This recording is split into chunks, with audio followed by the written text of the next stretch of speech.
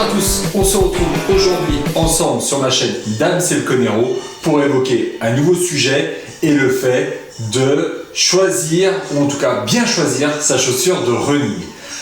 Et on parle de ce sujet juste après le jingle.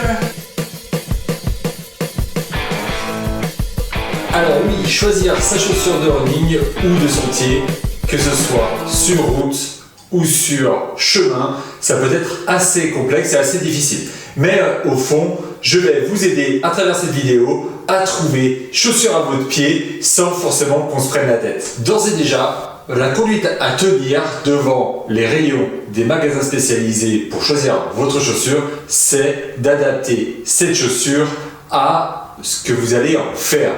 Et d'abord, vous allez pouvoir avoir trois phénomènes pour choisir votre chaussure. Un, c'est vos sensations, avoir une chaussure dans laquelle on se sent bien. Deux, avoir peut-être déjà une préférence en fonction de votre biomécanique.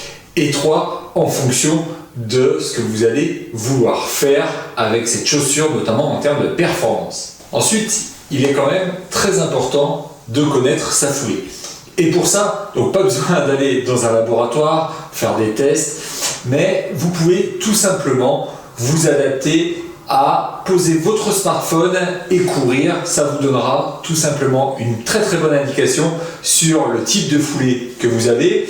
Alors, effectivement, vous pouvez avoir une foulée attaque-talon, médio-pied, avant du pied. Ça, en fait, votre foulée change également constamment en fonction de votre état de forme, de fatigue ou de type de course que vous réalisez. Donc rassurez-vous, il n'y a pas de bonne ou de mauvaise foulée finalement, mais il faut simplement bien connaître sa foulée pour trouver la chaussure qui va correspondre en fait à votre foulée pour être le mieux possible à l'intérieur.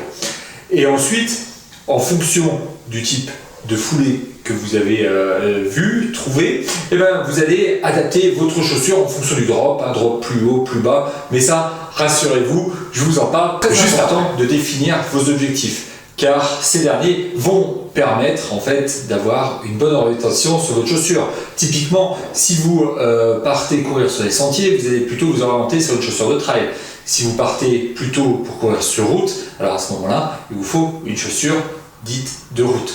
Donc du coup, c'est ces éléments-là qui vont être à prendre en compte, mais également des questions à vous poser.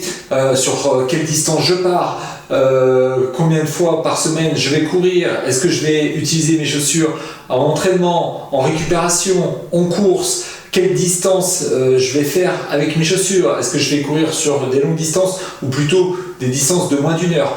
Tout ça, ça va déjà permettre de vous faire une vision de la chaussure qui va vous correspondre, et ensuite dans chaque gamme vous aurez des chaussures qui vont correspondre à la vitesse courte, des 10 km par exemple, à la vitesse longue de type marathon, et savoir si votre chaussure va pouvoir être utilisée uniquement en course ou également en course et à l'entraînement ou seulement à l'entraînement. Quelles sont les caractéristiques à prendre en compte? Tout d'abord, le drop. Oui, le drop, c'est effectivement la différence entre le talon et l'avant du pied. Donc deux types de chaussures et deux drops différents, un drop fort et un drop faible. Le drop fort, en fait, au-delà de 7 mm, donc de différence entre le haut et le bas, va permettre tout simplement à avoir un meilleur confort pour les coureurs qui sont dits attaque-talon.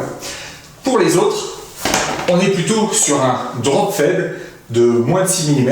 Celle-ci, par exemple, c'est une chaussure de trail, mais qui fait 4 mm, qui va se rapprocher d'une foulée plus naturelle, et donc on va travailler plutôt avec une pose de pied médio ou avant. Et donc c'est en ce sens qu'on va vous permettre de connaître plus facilement votre foulée. Ensuite, vous avez l'amorti et la souplesse à prendre en considération dans le choix de votre chaussure. Et donc, pour l'amorti, effectivement, un amorti plus important va faciliter les coureurs dits attaque-talon. Par contre, quand l'amorti est trop important, il peut nuire en termes de stabilité, de tonicité à votre chaussure et à votre foulée. Donc attention à bien prendre ces points en compte. Aujourd'hui, il y a toutefois quand même des technologies qui permettent de conjuguer le tout avec un très bon amorti et un cumul de tout ce qu'il faut, mais ce qui est important, c'est quand même vos sensations à l'intérieur de votre chaussure. C'est ça qui fait foi in fine. On parle aussi de souplesse. La souplesse d'une chaussure, c'est sa capacité à se déformer. Alors là, typiquement, j'ai une chaussure en plaque carbone, donc en termes de souplesse, c'est pas ce qui est le plus souple, même si c'est très très léger. En fait, cette rigidité ou cette souplesse de chaussure va permettre à la chaussure de se déformer ou non, d'être dynamique ou non, et in fine d'être adaptée à votre foulée ou non. Il faut savoir quand même que pour les coureurs qui sont des coureurs médiopriés avant-pied, on va avoir cette position de course globalement, et donc on n'aura pas un énorme besoin, si vous voulez, de déformement de la chaussure. Donc une chaussure à plaque carbone qui va contraindre un peu votre foulée peut permettre effectivement d'être très bien pour vous. Encore faut-il que ça vous corresponde. Et pour vous, attaque talon, vous voyez dans la même définition, la chaussure plaque carbone ne sera pas forcément une des chaussures les plus adaptées à votre foulée, mais là encore, ce qui est très très important, c'est de vous faire conseiller, d'aller peut-être en magasin spécialisé pour tester votre foulée et tester différents types de chaussures et différents types de drops. Et c'est dans ces sensations que vous allez pouvoir vous apercevoir si la chaussure vous correspond ou non. Ensuite, une caractéristique hyper importante à prendre en compte, mais vous allez me dire c'est complètement logique, oui, c'est la taille de la chaussure. Alors pour la taille de la chaussure, il faut effectivement prendre la taille de votre pied, et pour ça, vous prenez la longueur et la largeur de celui-ci. Si vous n'avez pas la chance d'aller justement en magasin spécialisé, ce que je vous conseille de faire, c'est tout simplement poser votre pied sur une feuille blanche, faites le tour avec un crayon, et ensuite vous pourrez prendre les mesures de votre pied, et ça vous permettra tout simplement d'aller chez différentes marques pour prendre les cotes et vérifier si la chaussure vous correspond en termes de fit, mais également de protection. Et déjà avec cet élément-là, ça vous donnera une très bonne base et vous aurez moins de risques de prendre une taille trop petite. Gardez également en tête que finalement votre pied va bouger tout au long de votre vie, mais également au long de votre sortie. Donc il faut anticiper cela en fonction de votre sortie longue, de la chaleur, etc. Les pieds ont tendance à gonfler un peu, donc du coup il faut prévoir ça au moment de l'achat de votre chaussure. Une autre caractéristique importante à prendre en compte, c'est le poids de votre chaussure. Le poids de la chaussure, effectivement, peut varier assez singulièrement. Pour des chaussures de type compétition comme ça, on va souvent être autour de 200 grammes. 200 grammes, c'est effectivement hyper léger pour une chaussure de running. Alors, ce qu'il faut intégrer, quand je vous dis ça, c'est que à l'intérieur d'une chaussure de 200 grammes, on fait des compromis. On fait des compromis peut-être en termes de stabilité, de protection, de confort. Donc ça, il faut l'avoir en tête. Ça veut dire quoi? Ça veut dire que si vous êtes plutôt axé sur le confort, on va sortir d'une gamme dite de compétition pour aller plutôt sur une gamme de course à pied traditionnelle. Et là, vous allez être plutôt sur une chaussure aux alentours de 250 et 300 grammes, ce qui est déjà très léger, et qui va vous permettre de récupérer les éléments que vous n'auriez pas eu dans une chaussure de compète. Et ça, c'est à mon sens à vous de faire ce choix-là. Alors ces compromis, c'est toujours des compromis, mais c'est très important si vous voulez avoir la meilleure chaussure qui vous correspond le mieux. C'est pas parce que aujourd'hui je vous présente par exemple ces Nike Air Vaporfly qu'il va falloir prendre ça à tout prix et qu'elle va vous correspondre. C'est pas dit qu'elle vous aille complètement cette chaussure, non pas qu'elle sera pas taillée pour vous, mais tout simplement parce que vous vous sentirez pas bien dedans et donc du coup vous l'utiliserez pas suffisamment et au prix de la chaussure. C'est un peu dommage. C'est d'ailleurs moi le sujet que j'avais eu sur une chaussure à plaque carbone qui ne me convenait pas vraiment. C'était la Saucony Endorphin Pro que j'ai testé plusieurs mois, et finalement je me suis aperçu qu'elle me faisait mal au genou, et donc du coup j'ai changé de chaussure carbone et franchement ça va beaucoup mieux. Donc la chaussure est beaucoup plus adaptée maintenant. Vous savez, je cours avec l'ASICS Meta Speed Sky, et franchement je trouve que cette chaussure me correspond. D'autres points qui peuvent être plus ou moins importants pour vous à prendre en compte, et en tout cas des caractéristiques.